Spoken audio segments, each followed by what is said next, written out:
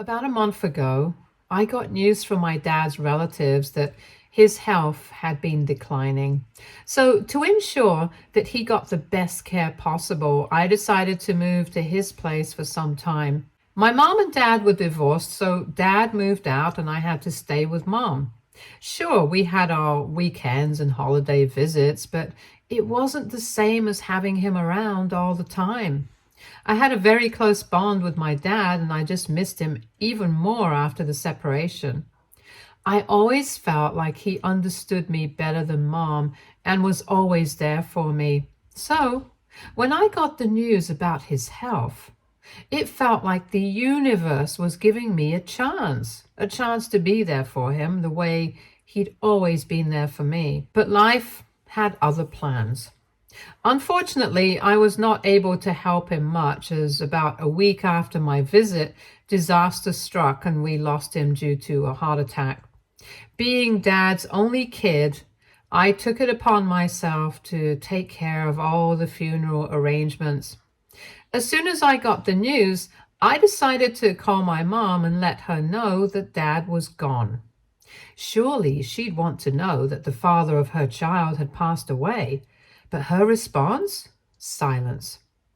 Dead silence. For a moment, I thought maybe the call had dropped or she hadn't heard me. So I repeated myself, and she just said that she heard the first time and asked what did I want her to do about it. Shock doesn't even begin to cover what I was feeling. It was like being slapped in the face. I was so stunned that I just hung up the phone. I get it. Dad was her ex-husband. She has moved on, remarried some time ago, and started a new chapter in her life. But this wasn't about their failed marriage or any lingering resentment. This was about me losing my father. Couldn't she have mustered up even an ounce of sympathy? A simple, "I'm sorry for your loss," would have sufficed. At that moment, I wanted to have a meltdown, but I didn't have that luxury. There was a funeral to plan, relatives to notify, and paperwork to handle. So there I was, juggling funeral arrangements, trying to keep it together when I got blindsided by some seriously messed up news from back home. It all started when my next door neighbor at home gave me a call. Her daughter and I had been childhood friends, so I figured she got the news from someone and was just calling to offer condolences. Boy, was I wrong. She wanted to know why I hadn't informed her or her daughter about my supposed plans to move out. Naturally, I was caught off guard by this question. I told her that I had no such plans right now to move out and was, in fact, intending to return home very soon. That's when she dropped the bombshell. My lovely mother had been telling the whole neighborhood that I had suddenly decided to move out. And under that cover, she'd been going through my room, cherry picking my belongings to either sell off or chuck in the trash. We're talking about stuff I've had since childhood. My guitar, my book collection, even the vintage record player Dad got me for my 16th birthday. I connected the dots and realized the reason behind this impromptu clearance sale to make room for her new family. That's right, my stuff was being tossed to the curb so my stepdad's kids could have more space.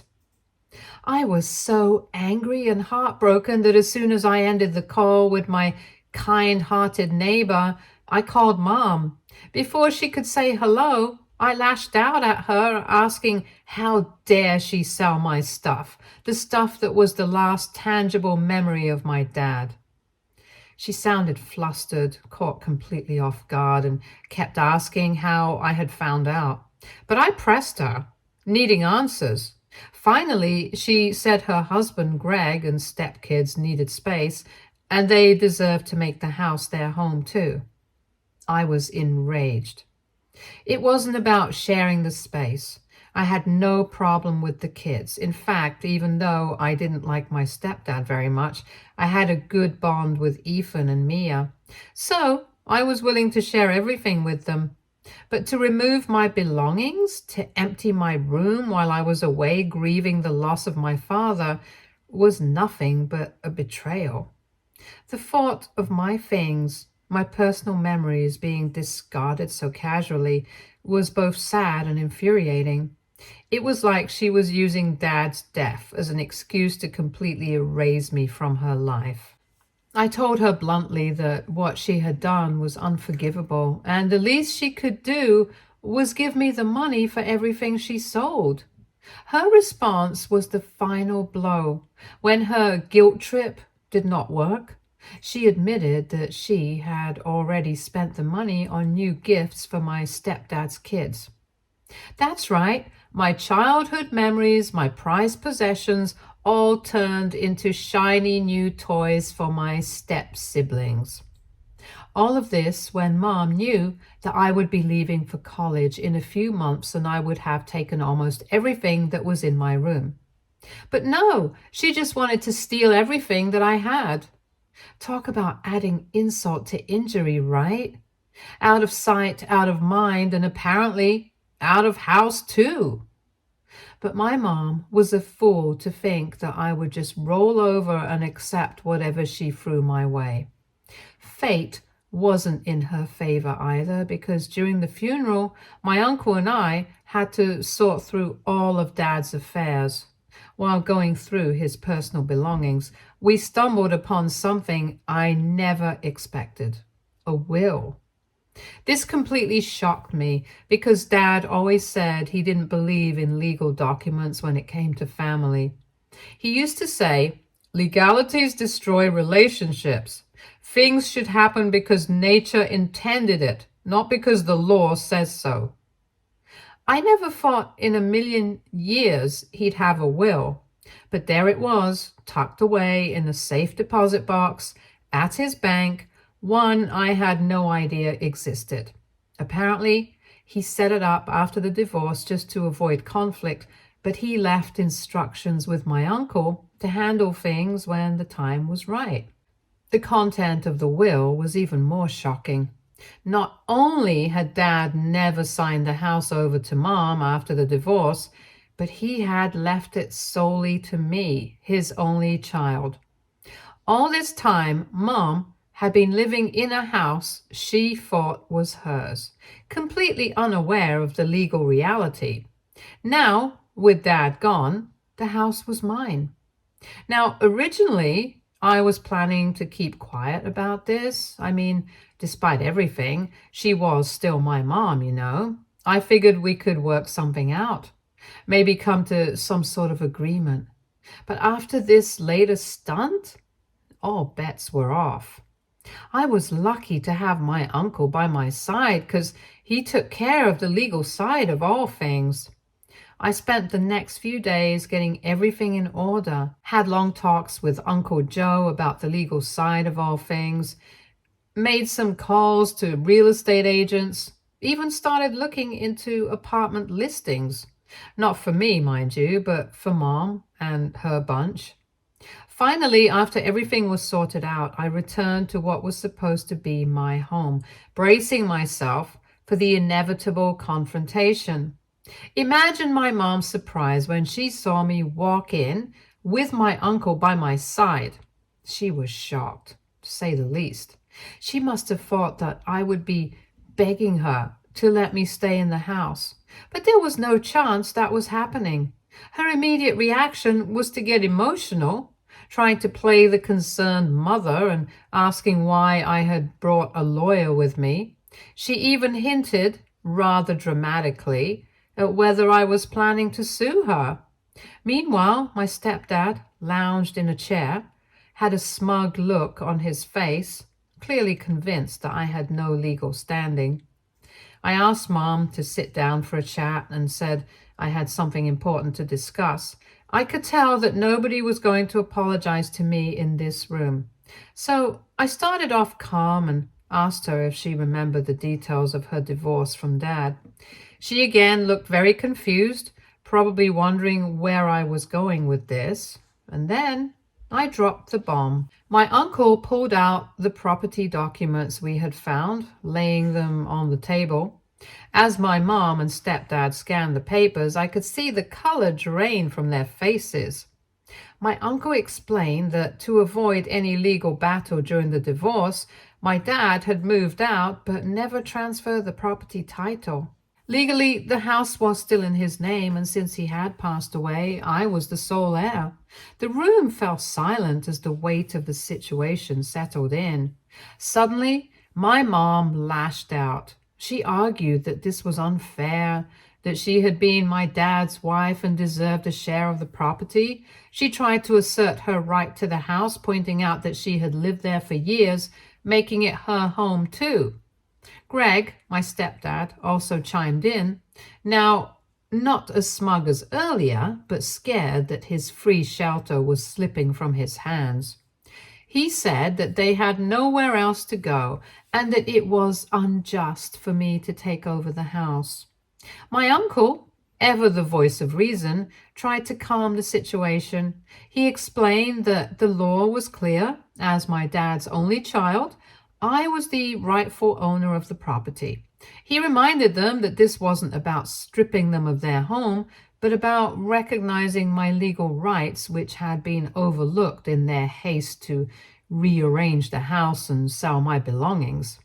He suggested that we find a reasonable solution, possibly including compensation for the items that were sold. But my mom wasn't having it. She started to accuse me of being heartless and ungrateful, of trying to punish her for moving on with her life. She claimed that she had sacrificed a lot for me, and now, in her time of need, I was turning my back on her. It was a manipulative play, attempting to guilt trip me into robbing me of my rightful claim. When that didn't work, she said she would take this to court and sue me to get what's hers. Through it all, I just sat there watching the show. It was like all those years of pent-up frustration, all the times I bit my tongue to keep the peace, were finally paying off.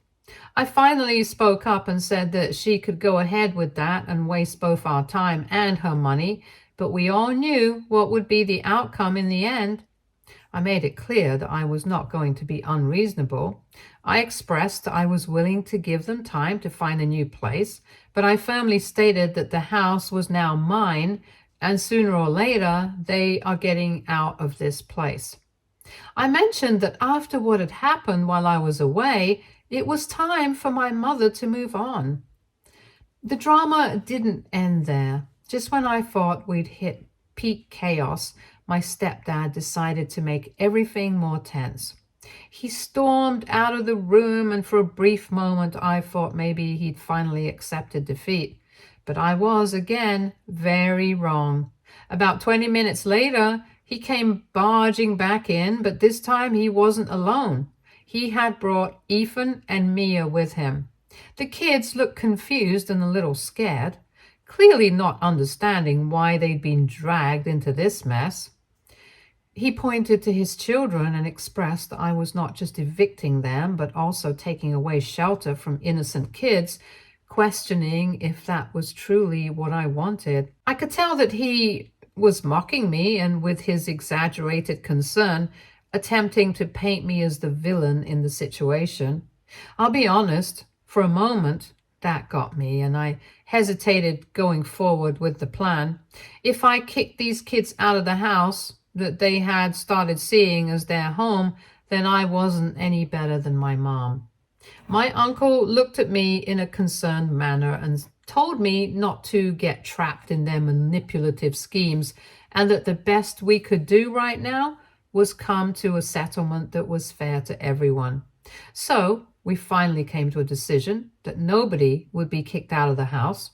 As soon as my mom and stepdad heard the news, they relaxed, probably thinking they'd won with their little emotional blackmail stunt. The relief on their faces was clearly visible. Mom even made a move like she was going to hug me, but I held up a hand, stopping her in her tracks. This was not the end. The only way that they would be allowed to stay in the house was by paying rent. It would be a fair market rate, which will be determined by an independent assessor, and we would sign an agreement to ensure proper transactions. The change in the room was instant. It was like I'd flipped a switch from relief to rage. Mom's face went from grateful to furious in about half a second flat. Stepdad looked like he was about to pop a blood vessel. Mom started screaming that she was not paying rent to live in her own home. I gently reminded her once again that it was not her home anymore. And considering that she tried to sell off all my stuff and kick me out, I think rent is more than fair. Uncle stepped in, reasoning that this was a very generous offer and this would ensure that my step-siblings were also raised in this home. For a moment, it looked like they might actually see sense. The kids were nodding, probably relieved that they wouldn't have to move schools or leave their friends. But then Stepdad decided to take things to a whole new level. Before anyone could react, Stepdad shoved Uncle, screaming that he put me up to everything, calling him all sorts of stuff. Everything after that happened in a blur. I rushed to help Uncle Joe up. Mom was screaming at Stepdad to calm down and holding him back. My step-siblings looked horrified, backing away from their raging father. Things got real intense and my uncle got up and took out his phone to call 911. He warned Greg that he should think very carefully about his next move, as assault is a serious offense and he also has a witness here. Stepdad looked like he was about to launch himself at Uncle Joe again, but Mom grabbed his arm, finally seeming to realize how out of control things had gotten. Eventually, the cops showed up and took statements from everyone. Stepdad tried to play it cool, but the officers weren't buying his "it was just a misunderstanding" routine. In the end, when Uncle didn't press any charges, the cops gave Stepdad a stern warning and told him to cool off elsewhere for the night. As he was leaving, he told me that this wasn't over. After the dust settled, I laid down the law for one last time. I told Mom and the kids they could stay, but Stepdad was no longer welcome. Rent would start next month, non-negotiable. Mom tried to argue, but one look at Uncle was enough to shut her up. As for the kids, I pulled them aside later and told them I was sorry they got caught in the middle of all this. Promised them that no matter what happened between the adults, they'd always have a place to stay if they needed it. So here we are. The house is mine, Stepdad's out, and Mom's giving me the silent treatment, which honestly is an improvement over the screeching. My step-siblings are walking on eggshells, and I'm left wondering if I did the right thing. I mean, I know legally I'm in the clear, but morally, that's where I'm stuck. So, Reddit, here's my question. AITA for kicking out my stepdad and charging my mom rent for a house that's legally mine, from which they tried to evict me? Did I go too far, or was I just standing up for myself? Update 1. Hi guys. I don't know where to even begin because a lot has happened in the past few days and I'm still trying to wrap my head around everything that's happened.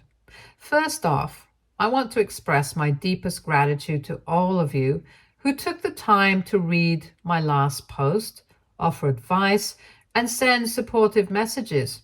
It's genuinely been a relief knowing that there are people out there who understand and care. After the dust settled from the initial confrontation, things around here have been tense, to say the least. Mom has been alternating between two equally frustrating tactics. On one hand, she's giving me the silent treatment, while on the other hand, when she does decide to grace me with her voice, it's to just guilt trip me. We're talking full on, after all I've done for you, and I carried you for 9 months level drama. It's exhausting, to say the least.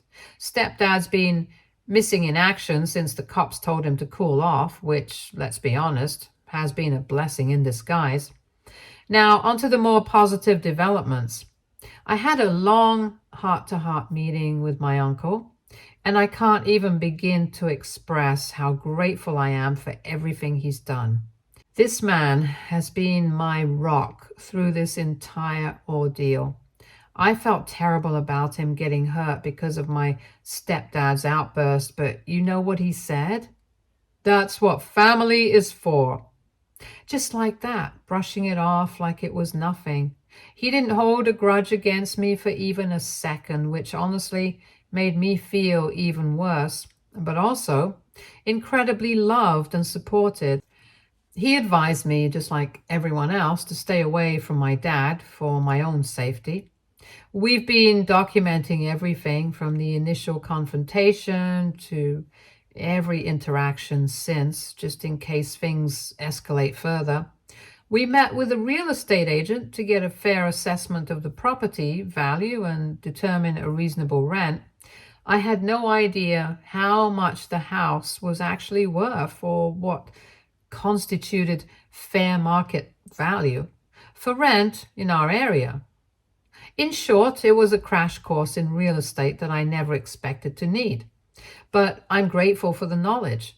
Of course, Mom was not okay with the rent figure because, according to her, the house couldn't possibly be worth that much. That's when the agent came to the rescue and pointed out that the figure was actually below market rate for the area, considering the size and location of the house.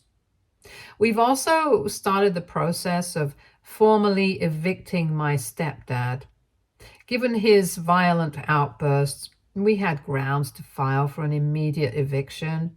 Mom tried to argue against it, of course. She pulled out all the stops, tears, pleading, even trying to downplay what had happened, but I stood my ground. I made it crystal clear that his behavior was completely unacceptable and that I wouldn't feel safe with him in the house.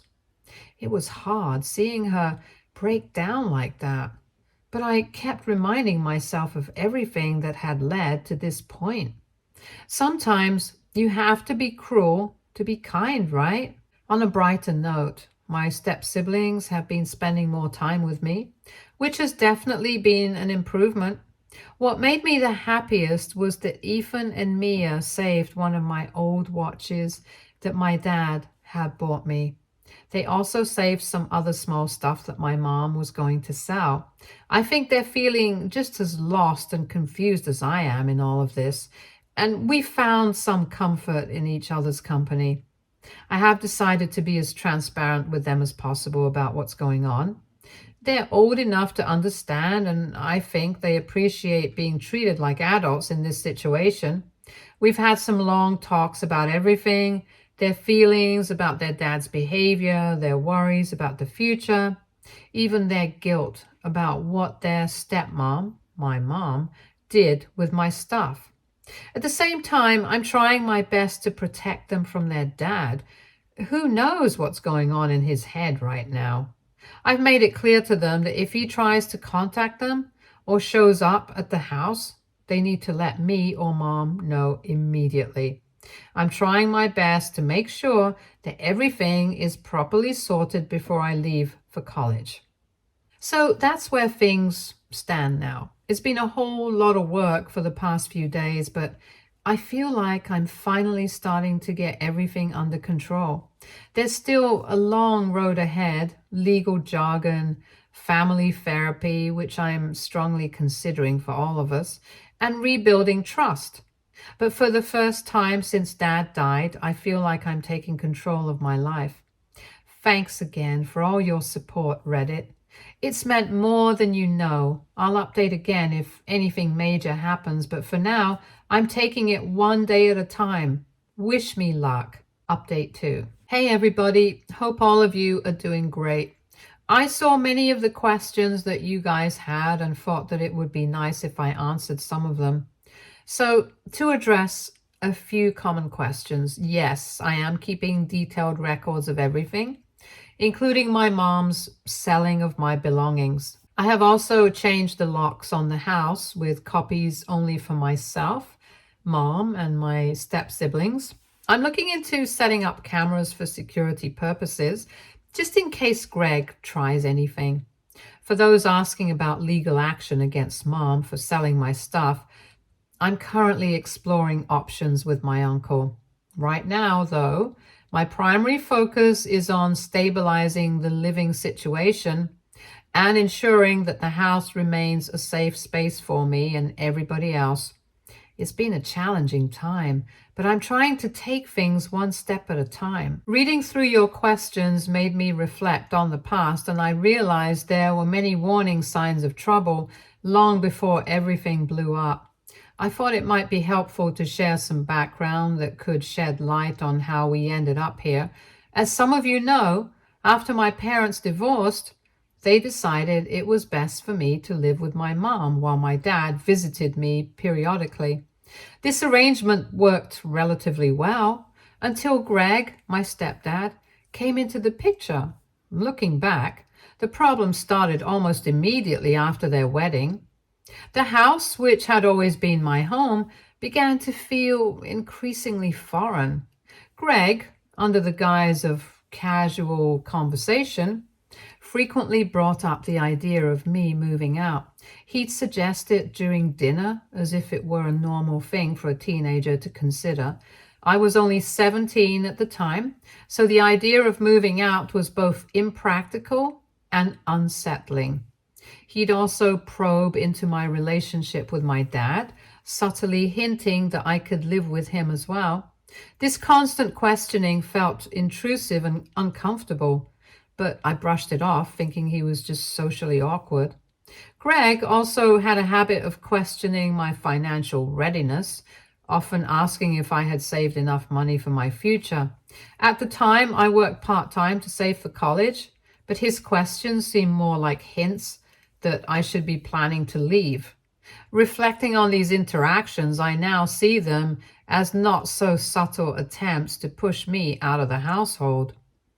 It was clear he was trying to make me feel like an outsider in my own home.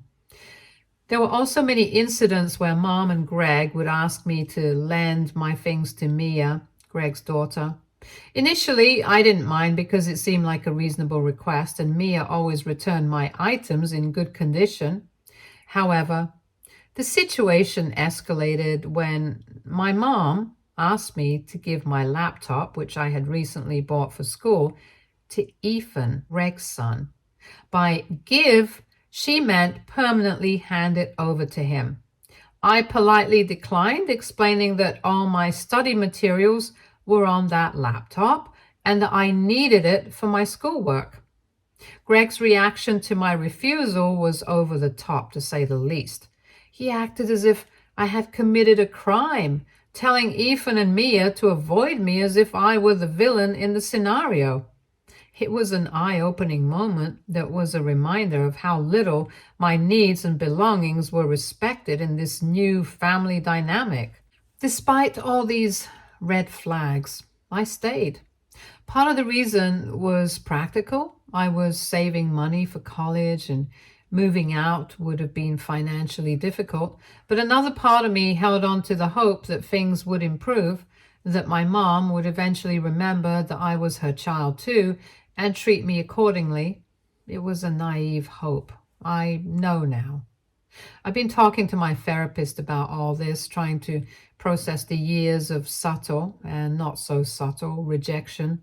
It's been challenging to come to terms with the fact that my own mother could treat me this way, prioritizing her new family over me, but I'm working through it. In a weird way, I'm almost grateful for how things turned out.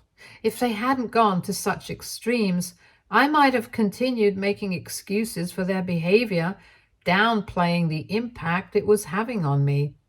This experience, painful as it has been, forced me to confront the reality of the situation and take steps to reclaim my life. Thanks to every commentator who had advice and suggestions for me. All of you helped me a lot in this tough time. Update 3. Hello people, I have some major updates. things have taken an unexpected turn. Yesterday, I received a call from someone I never expected to hear from, Greg's ex-wife, Ethan and Mia's mother. In a small town like ours, news travels fast, and she had caught wind of the recent developments. She reached out, asking if we could meet up for a conversation. Curiosity got the best of me, and I agreed, and we decided to meet for coffee. After some initial pleasantries, she got straight to the point and dropped a bombshell that I hadn't seen coming. She revealed that for years, Greg had been skimping on his child support payments. He had been using the excuse of helping to support the household with my mom to justify not paying her what she was owed. This revelation added a new layer of complexity to the already tangled situation at home. She explained that the child support payments were legally mandated, but Greg had manipulated the situation to make it appear as though his financial contributions to our household were sufficient. In reality, he had been neglecting his legal obligations to his children. The ex-wife's suspicion that my stepdad wanted to keep Ethan and Mia living with him in our house was motivated by a desire to avoid paying child support. By having the kids live with him, he could argue that he was directly supporting them, thereby reducing or even eliminating his financial obligations to her. It became clear that Greg's insistence on maintaining control over the living arrangements wasn't just about convenience or family unity. It was financially motivated. He had been prioritizing his own financial interests over the well-being of his children and his legal responsibilities. Ethan and Mia's mother also told me that it had been years since she hadn't seen her kids because Greg would move from one place to another. She then asked if I would be willing to testify about the living situation if it came to a legal battle. She wanted me to confirm the extent of her ex-husband's involvement in the household and the truth about his financial contributions, or lack thereof. Realizing the potential impact of this information, I agreed to testify. It was important to set the record straight and ensure that Ethan and Mia received the support they deserved. This new development meant that my stepdad was not only facing eviction from the house due to the legal ownership issue, but also potentially looking at legal trouble for unpaid child support. If he failed to pay court-ordered child support, it could lead to serious consequences, including fines and even jail time. This must be another reason why he had suddenly disappeared. Greg's ex-wife also wanted to meet her kids, and I told her that we could definitely schedule a meeting for that. I'm sure that Mia and Ethan would love to meet their mother after so long. I also told Mom about all of this, and initially she was in denial that her husband would never do that. But when she listened to the whole thing, she looked as dumbstruck as I did. Even though I haven't forgiven her yet for everything that happened, I still felt a little bad because she was a victim of betrayal now. But knowing her, it's very difficult for me to sympathize with her. So I think we all have established now that the main villain here is Greg, my stepdad. Of course, my mom is no saint either, but I guess that's what she's paying for. We all are hoping that everything with Greg is also settled as quickly as possible so that all of us can go back to our normal lives. I'm so grateful to all of you for getting me through this because I never thought that I could have managed all of this. You guys gave me some of the most incredible advice during this difficult time.